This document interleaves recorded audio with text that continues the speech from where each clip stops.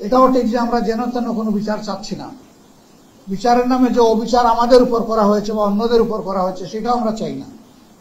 আমরা চাই বিচারটা ফেয়ার হোক। এবার জানমালের বিপুল সংখ্যক বা বিপুল পরিমাণ ত্যাগ কুরবানির মাধ্যমে এই অর্জন, সুতরাং নির্বাচন অবশ্যই হতে হবে সুষ্ঠু, নিরপেক্ষ, গ্রহণযোগ্য।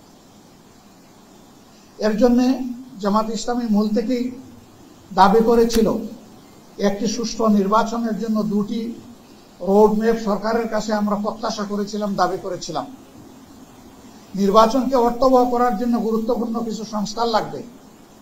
আমরা বলেছিলাম যে সংস্কারের একটা রোডম্যাপ দেওয়া হোক, যে এই মাসের ভিতরে সংস্কার সম্পন্ন হবে, এরপরেই নির্বাচনের একটা রোডম্যাপ তার পাশাপাশি দেওয়া হোক।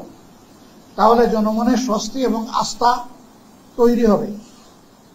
কিন্তু এখন পর্যন্ত দুটি রোডম্যাপের কোনোটাই জনগণের সামনে আসেনি।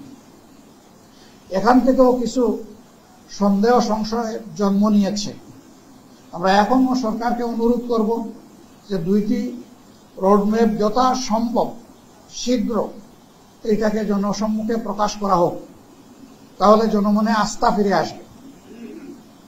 আমরা এবং এদেশের জনগণ যেন তেন কোনো নির্বাচন আমরা চাই না।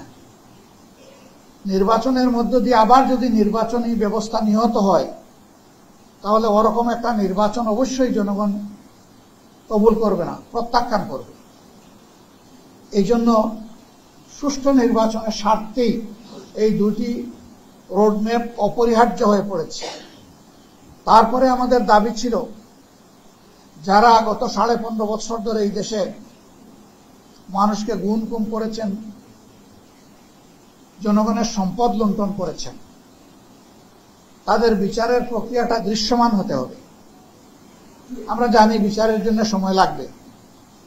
একটা অন্তর্বর্তীকালীন সরকারের সময়ে পুরা বিচার হয়ে যাবে এটা কেউ দাবি করে না, কিন্তু বিশ্বাসযোগ্য দৃশ্যমান কিছু কাজ তো সামনে আসতে হবে। সেরকম কিছু এখনো জনগণ দেখতে পাচ্ছে না। এই জায়গায়ও জনগণের আশঙ্কা, যদি অপরাধীদের বিচার সুষ্ঠুভাবে না হয়, তাহলে অপরাধ চক্র বৃদ্ধি পাবে এবং বাংলাদেশ ভবিষ্যতে গভীর অন্ধকারে তলিয়ে যেতে পারে। আমরা এটাও হতে দিতে পারি না।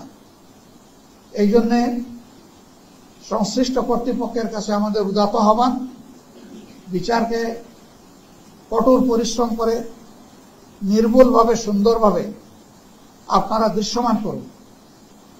আপনারা জনগণের সমর্থন পাবেন ইনশাআল্লাহ। 25 বছরের ওয়ারেন্টিযুক্ত দীর্ঘস্থায়ী দরজা প্রোটেক্টর, আধুনিক ও মজবুত দরজা। এটাও ঠিক যে আমরা যেন তেন কোনো বিচার চাচ্ছি না। বিচারের নামে যে অবিচার আমাদের উপর করা হয়েছে বা অন্যদের উপর করা হয়েছে সেটাও আমরা চাই না। আমরা চাই বিচারটা ফেয়ার হোক। সম্মানিত ভাইরা, এই বিষয়গুলো সামনে রেখে এই সম্প্রতি কয়েকদিন ধরে অনেক কিছু হয়ে গেল। আমরা আশা করি যে এই বিষয়টা সামনে বাড়বে না। আরো দুইটি স্পর্শকাতর বিষয় সম্প্রতি আলোচনায় আছে। একটি হচ্ছে মানবিক করিডোরের নামে একটা উদ্যোগ। আমরা সর্বপ্রথম এটি আমাদের নলেজে আসার সাথে সাথেই আমরা বলেছি এর সাথে জাতীয় নিরাপত্তার বিষয় জড়িত। সুতরাং এই বিষয়টি ভেবে চিন্তে আগাতে হবে। হুট করে এটাতে কোনো কিছু করা যাবে না। এখন দেশে পার্লামেন্ট নাই, একটা অন্তর্বর্তীকালীন সরকার উপদেষ্টা পরিষদের মাধ্যমে পরিচালিত হচ্ছে।